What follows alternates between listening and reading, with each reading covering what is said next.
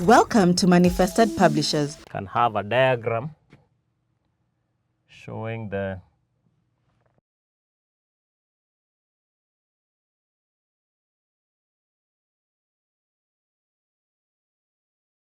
so all these leaves are compound leaves, so they should be split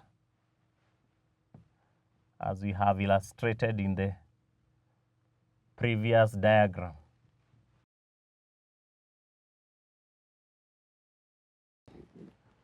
So we have the leaf itself. The leaf itself is referred to as a frond. The frond is the leaf of a pteridophyta. The compound leaf.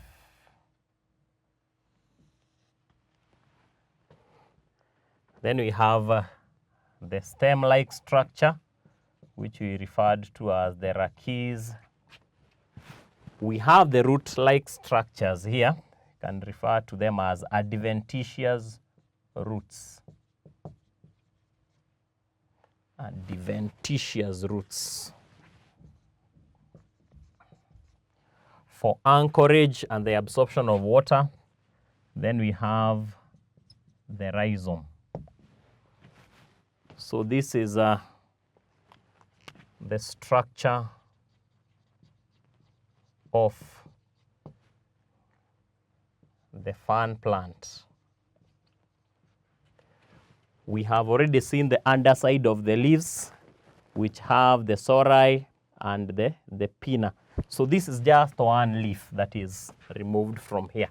So we don't repeat ourselves, but the inner details about the leaf have already been shown in that particular diagram.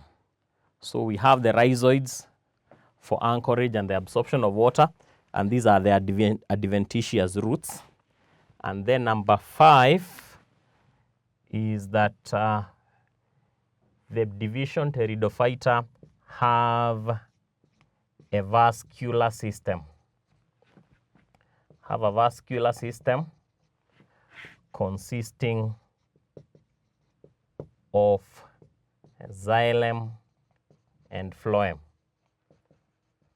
So that is something that is not found in the previous division, bryophyta.